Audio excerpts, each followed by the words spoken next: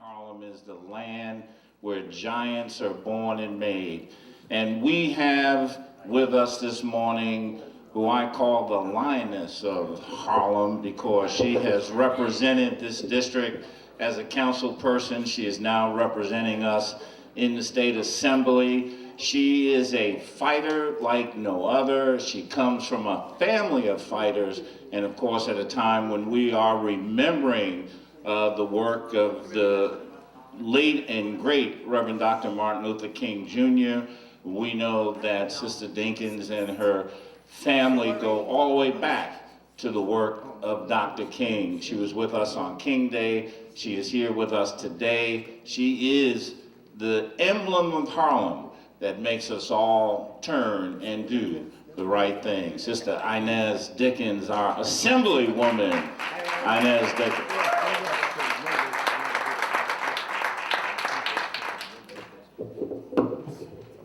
Good morning, village. Good morning. It's good to be back in the House of Justice. It's unfortunate that we have to have a House of Justice, but some things never change when it comes to black people. Okay. Wow. You know, we've been celebrating King's birthday, and I thank Reverend Sharpton, I thank the entire Sharpton family, Attorney Michael Harding, for keeping his name alive, for seeing to it that justice will prevail eventually, because it doesn't prevail today, don't get it twisted, but for keeping our knowledge about our history, because if we don't know from whence we come, then we are unsure on the path of which we're to follow, because they don't teach us in our schools. So if we don't come to the House of Justice, if we don't learn it from our families and our churches, then we don't know our history and how strong we've been and how the fight continues. We'll think, the millennials sometimes think it's just today, but this has not changed. King had the March on Washington because he was fighting for economic justice, he was fighting against poverty, he was fighting for political empowerment for black people. And what are we doing today at the House of Justice? Fighting for the same exact thing. Because when we have a president that says shithole, he's not talking about just shithole countries, he's talking about our communities. So we've got to understand that. Because he didn't mean it for just Haitians and Haitian Americans. He meant it for African Americans. He meant it for Caribbean Americans. He meant it for anyone of color. And we've got to stand against it. My father, who resided here in Harlem, he came with his father and his brothers to go back to Africa with Marcus Garvey in search of freedom. But we know from history what happened, that the government stopped the ships from sailing and jailed Marcus Garvey. And we had no money, so we cast our buckets right where we were, which was here in Harlem. But as the fight continued, the Southern Christian Leadership Conference, which was headed by Martin Luther King Jr., took off to fight. But they needed people, they needed volunteers, they needed money. And my family was in the North. But what they could do was send money down. And we have several letters, and I brought a copy of one of them, signed by Martin Luther King Jr. himself, that says, is addressed to my father, that says, thank you for your continuous contributions, the generous contributions of your entire family, for seeing to it that there's extensive voter registration, for seeing to it that we have financial support that enables us to pay the debts that we've incurred, including legal fees. Right. And this is what we need to do today. So it's not the Southern Christian Leadership Conference, it's NAN. That's right. It means that we have to volunteer at NAN. It means we have to contribute at NAN. It means we have to support NAN. It means we have to come out on a Saturday morning like you're doing to NAN, because the government, those people, the other people, the OFAs, they need to know that we stand united together as one. And don't be fooled. Don't be fooled. Don't think that because they let one or two of us in on the job, or one or two of us in their housing, or one or two of us to be able to cross the street past 96th Street. Don't get it twisted. Racism is alive and well and kicking here in this country. And the only way to show that we are standing against it, because they would love for us to be individual. I always say one finger is one finger. Put 5 fingers together and you've got what? A fist. Stand united, stand tough, stand strong, stand with NAN to fight for justice for all people of color. I'm begging you, because now that I'm in the assembly and I see the racism and the conservatism that's up in Albany, it had started getting pretty bad in the city council, to be truthful. But now that I'm up in Albany, I'm not fooled at all. Keep your eyes open. Stand up. You don't have to be afraid when you know that NAN's got your back. God bless you. Work together. Stand tall. Stand united and fight, fight, fight.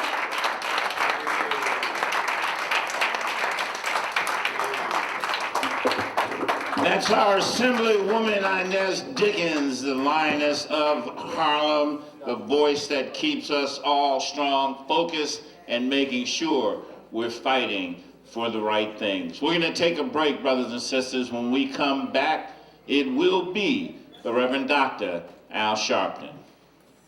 Action Network Saturday Action Rally, coming to you live on WLIB 1190 AM in New York, streaming to you www.nationalactionnetwork.net, here in the House of Justice, 106 West 145th Street. Call somebody, tell them the action is on the air. I'd like you to get on your feet right now for the president and founder of the National Action Network, the Reverend Dr. Al Sharpton. No justice. No peace. No justice. No peace. No justice. No peace. No justice. No peace. What do we want? Justice. What do we want? Justice. What do we want? Justice. When do we want it? Now. When do we want it? Now. When do we want it? Now. Hug the person next to you. Tell them you love them. Never give up and never give in. The change will come. Keep it pounding. Troubles and trials won't last always. With God on our side, nothing but pride. My sister, hold on, we're gonna be strong. A better day is coming and it won't be too long. Yes, change will come.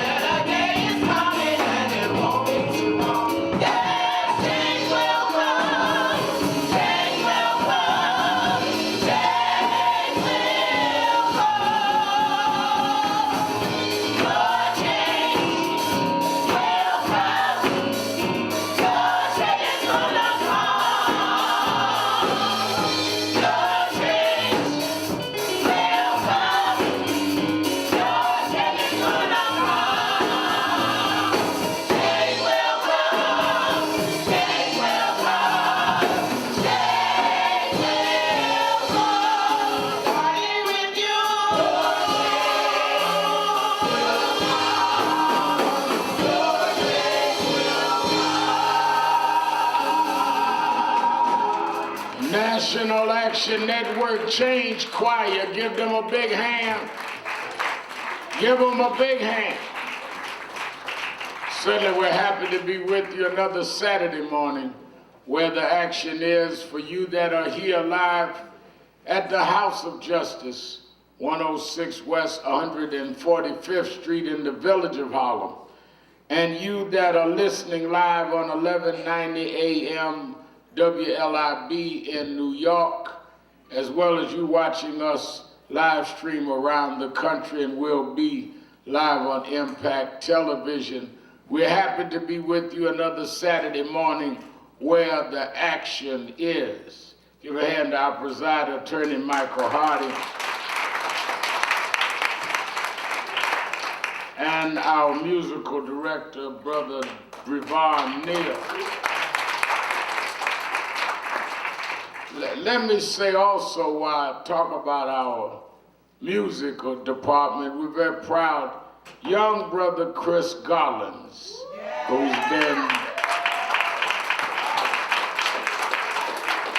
Chris has been on the drums for almost 10 years. And he's been one of the most faithful and consistent participants. And we've switched musicians, but never switched drummers. And he's getting ready to go off to college, but wherever he goes,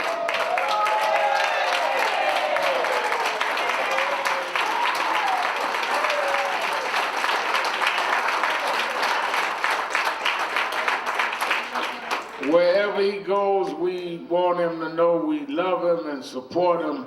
And don't forget, you got a home to come to. I tell everybody that come through here, always remember, you go out there and get as big as you can, but if they mess with you, always remember you can always come home. And this is home because you grew up here and you made it your home, and we are your family. Give a big hand, Chris Garland.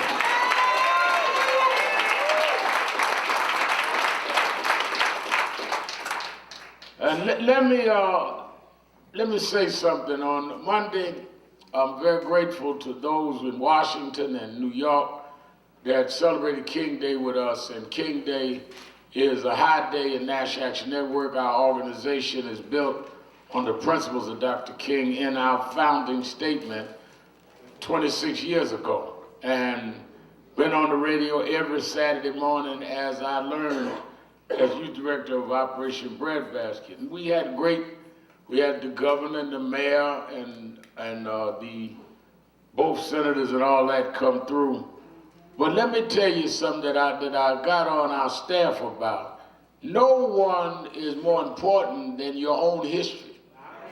It's important to be able to make the heads of your state, and we had them in D.C. at our NAN breakfast that morning, and then I flew in. But always remember that officers like that come and go. You know, Kirsten Gillibrand made a great speech, but I remember when Hillary Clinton here made a great speech, and I remember them before that. What does not go is your history. And because we had the big march downtown after with 1199 and NAN around these racist words of the president, I was in and out coordinating that and trying to help MC this. I said to somebody, did our assemblywoman Inez Dickens speak? They said, well, no, we don't think so. I said, well, first of all, let me explain something to you. And I want y'all in radio land, you at the beauty parlor hear this. And Inez know what beauty parlor I'm talking about. Y'all won't get in our business, but that's our business. But let me tell you how deep this goes. When I was a kid and used to come up on the train from Brooklyn and run around behind Adam Clayton Powell. And Adam Powell, for whatever reason, he knew my pastor, let me hang around. I was only 12, 13 years old, just joining Breadbasket. He talked one day about how they had tried to purge him. That's why I want to build this museum. We need a civil rights museum in Harlem. They got it in the South, but they act like we didn't have civil rights up here. There was a Harlem bus boycott before it was a Montgomery bus boycott. There were rent strikes with Jesse Gray and all before Hosea did what he did. So we need to be able to house that. And that's one of the things I'm going to do. And one of the things that he used to go after he would preach at his morning service, he would go up the block to 7th Avenue, which is now Adam Clayton Powell Boulevard, and he'd hold court in the Red Rooster. I'm talking about the original Red Rooster. I'm talking about where they serve soul food that y'all eat. Or Jock's Place. Now y'all know I know what I'm talking about because they ain't even there no more. This before we had Londell's, before we got into Londell's, we had to go to Jock's Place and all of that. And he told me, he said, kid, they tried to purge me. One, they had hit him on an income tax indictment. One of his aides, they had put in jail. AC, going to jail. Tried to flip Hattie Dotson. Hewlin Jack, who was borough president, and others, had went with Tammany Hall against him. He said, the district leader that stood with me, I was a kid, never discussed this with Inez, was Lloyd Dickens. And he told me the story of how Lloyd Dickens, who was a district leader, bucked Tammany Hall and stood up for black people to keep their congressman named Adam Clayton Powell. So we are on a second generation of Dickens that has a lineage of liberation struggle. Now, Adam Clayton Powell and Martin Luther King didn't get along. So y'all think all this infighting is new. They always was fighting. They was fighting Malcolm, was fighting. Everybody always fought. Because egos get involved and who shot John get involved. But it doesn't matter. At the end, if everybody serves a purpose, we get by all that. But what you must never get past is your history. Martin Luther King's letter to Lloyd Dickens showed even though Dickens was close with Adam, he didn't get in the middle of Adam and Martin fighting. He supported and sent money to Dr. King. That's more important and as important as anybody walked on this stage, because our kids need to know that that was not just out the South. In Harlem, they helped Martin Luther King. And if Martin Luther King Day means something in Harlem, you got to talk about Lloyd Dickens. So that's why I got on the phone and I asked Inez to come up. I wanted it on the radio, and you that were here to hear this. The roots we have in this thing. Dr. King, last trip to New York, was here to install Wyatt T. Walker as the pastor of Canaan Baptist Church. His last time he was in New York, 2 weeks before he died. He installed Dr. Walker, who was the first chairman of the board of NAN. And that happened to end up to be the first Sunday that Adam could come back in the country after he was told he couldn't come, had a warrant out because of the whole case with the bag woman. I'm going into history. That's why we need to build this museum. We need to have Inez Dickens and the Dickens family story told. Give our Assemblywoman and her daddy a big hand. Give them a big hand.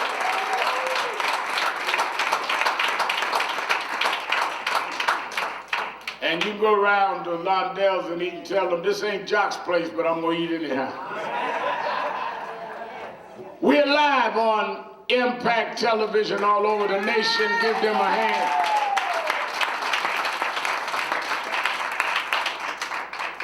Let me say, Assemblywoman Inez Dickens said it right. We have tried to keep the tradition going from SCLC. And we are in a drive in January. I want everybody watching us around the country to get 100,000 new members. 100,000. 2018, if you have not joined NAN, if you've not supported NAN, don't complain about Trump if you're not supporting something to stop the country from being trumped. You may not march like we did Monday night. You may not rally like we do every Saturday, but you can support us. So go online right now to www.nationalactionnetwork.net or call, and the toll-free number is streaming across the screen, 1-877-626-4651,